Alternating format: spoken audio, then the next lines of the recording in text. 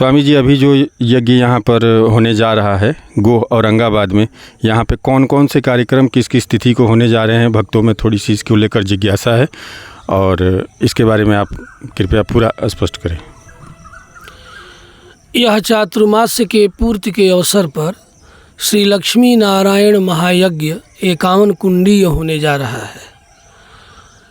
जिस यज्ञ के पूर्व संध्या पर श्रीमद्भागवत सप्ताह कथा का आयोजन भी किया जा रहा है, जो 22 अक्टूबर से संध्या 3 बजे से कथा आरंभ होगी। उसके पूर्व में अनेक क्षेत्र के गणमान्य अतिथि जन भी आएंगे, जो कि मंच पर आकर के उनके द्वारा मंच का उद्घाटन होगा और कथा आरंभ होगी, संगीतमय कथा आरंभ होगी। अगले दिन दशहरा भी है। दशहरा के दिन 23 अक्टूबर को पूर्वाह्न में ही यज्ञ के निमित्त जल यात्रा यहाँ से की जाएगी। ये गोह की धरती है, जहाँ कभी ऋषि स्वयं, कभी राजा शरियाती जिनकी बेटी सुकन्या ऋषि च्वयन से ब्याही गई थी, यह वही भूमि है। यह बड़ी ही पवित्रतमा भूमि है। भगवान श्री रामभद्र भी इसी मार्ग से गया पिंडदान के लिए गुजरे थे। यह वह भूमि है। यहीं पर भगवान श्री रामभद्र के चरणों को लोगों ने पकड़ करके कुछ देर ठहराया था। इसीलिए इस गांव का नाम है गोह। गृह्णाति ति गोह, किम गृह्णाति का भगवंतम गृह्णाति, भगवत चरणारविंदम गृह्णाति। इसलिए इसका बहुत प्राचीन नाम यह गोह है। तो गोह की यह पुण्यमयी ऋषियों की भूमि है। 23 तारीख को जल यात्रा होगी। जल यात्रा बगल में ही आदि गंगा पुनः है। यहाँ से 2.5-3 किलोमीटर पश्चिम दिशा में पुनः नदी है। यह मग क्षेत्र कहलाता है। मग के जो कुछ खास तीर्थ हैं, उन खास तीर्थों में एक नदी पुनपुना भी है। शास्त्रों में, स्कंध आदि पुराणों में वर्णन किया गया है। मग का महात्म्य जहाँ कहा गया है, वहाँ भी पुनपुना नदी का वर्णन है। मैंने भी सुना है संतों के श्रीमुख से कि मगधेषु गया पुण्या, मगध में गया नामक पुरी पुण्यमयी पुरी है। मगधेषु गया पुण्या, पुण्या पुनः नदी, अच्वयनस्य आश्रमम पुण्यम, पुण्यम राजगृहम वनम।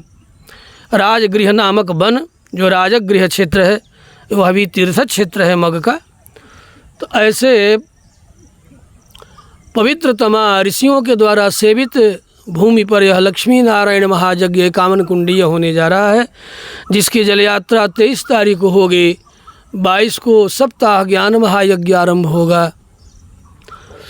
जिस यज्ञ में दक्षिण से कांचीपुरम के आचार्य श्री रामानुजीय संप्रदाय के 8 गद्दियों में एक गद्दी के सर्वश्रेष्ठ आचार्य कांची प्रतिवादि भयंकर श्रीमद् जगतगुरु गादी स्वामी पूज्य महाराज श्री यहाँ पधार रहे हैं, जो कि 25 तारीख को यहाँ कांची से चल कर के आएंगे।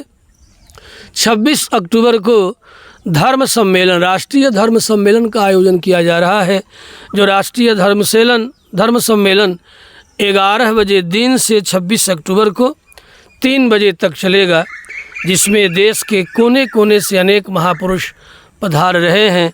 अयोध्या से, काशी से, पुष्कर से, गया से, कांचीपुरम से, श्रीरंगम के तो खास इसमें आचार्य आ रहे हैं, जो कि 51 कुंडीय पंच यज्ञशाला के भीतर यज्ञ का संपादन करेंगे।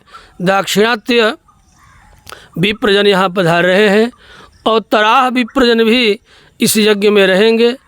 5 यज्ञशालाओं में यज्ञ का जो विशिष्ट अनुष्ठान कार्यक्रम रखा गया है। तो दाक्षिणात्य श्रीरंगम से आचार्य आ रहे हैं, वृंदावन से संत महात्मा पधार रहे हैं, और भी तमाम पूर्व उत्तर से और पश्चिम उत्तर से, राजस्थान, गुजरात इत्यादि क्षेत्रों से भी संत जन यहाँ पधारेंगे, और जिनका आशीर्वचन, जिनका उद्बोधन सनातन धर्मावलंबियों के ही लिए नहीं, प्रकृति को भी संरक्षण करने के निमित्त उन सब का उद्बोधन होगा। जो भारतीय सनातन धर्म है, यह वास्तव में प्राकृत धर्म है, नित्य धर्म है, शाश्वत धर्म है, प्रकृति के अनुकूल धर्म है। उसी प्रकृति के संरक्षण के लिए इन महायज्ञों का विधान वेदों में किया गया है। जिस तरह, जिससे कि प्रकृति अपने स्वरूप में बनी रहे। प्रकृति यदि अपने स्वरूप में बनी रहेगी तो पंचभूत भी अपने स्वरूप में होंगे, जिन जल तेज वायु आकाश के द्वारा हम लोगों का शरीर संघात तैयार होता है। तो प्रकृति संरक्षण के निमित्त यह महायज्ञ है, प्रकृति के अनुकूलता के लिए निमित्त यह यज्ञ है। अनेक प्रकार की कामनाओं की सिद्धि भी के निमित्त भी यह यज्ञ, अनेक प्रकार की महामारियों को भी दूर करने के निमित्त यह यज्ञ के अनेक आयाम हैं। सकल आयामों के द्वारा प्रकृति को संरक्षण में यज्ञ का बहुत बड़ा योगदान है। इन अनेक प्रकार के संकल्पों को सिद्ध करने वाला यह लक्ष्मी नारायण महायज्ञ, जो कि 22 अक्टूबर श्रीमद् भागवत ज्ञान कथा से आरंभ होकर 23 तारीख को जल यात्रा और 28 तारीख को पूर्णाहुति होगी। 23 से लेकर के 28 के मध्य में अनेक संत महात्माओं का उद्बोधन नित्य चलता रहेगा। सवेरे 11 बजे से जो उद्बोधन प्रारंभ होगा, प्रवचन प्रारंभ होगा, और रात्रि 11 बजे तक अनेक प्रकार के सांस्कृतिक कार्यक्रम भी होंगे, जिसमें कि कुछ मुंबई से भी कुछ एक ऐसे भजन गायक यहाँ पधारे हैं, कुछ क्षेत्रीय भोजपुरी की माटी से भी अनेक लोग यहाँ पर सांस्कृतिक कार्यक्रम के लिए उपस्थित हो रहे हैं। अब सबका नाम बाद में मैं आपको बताऊंगा, यद्यपि सब नाम तय ही है, लेकिन अनेक लोग आ रहे हैं जो कि इस यज्ञ की शोभा के वृद्धि के लिए आ रहे हैं। उनके द्वारा सांस्कृतिक कार्यक्रम भी धर्म के अनुप्राणित करने के लिए होगा। कोई किसी भी प्रकार के कोई अश्लील कार्यक्रम यहाँ नहीं संपन्न होंगे। जो भी कार्यक्रम संपन्न होंगे वे धर्मानुकूल संपन्न होंगे। संस्कृति और राष्ट्र के संरक्षण संबंधी ही सारे कार्यक्रम होंगे, जिसके द्वारा संपूर्ण मानवता परम कल्याण को प्राप्त करे। जय श्री लक्ष्मी नारायण, जय श्रीमन नारायण।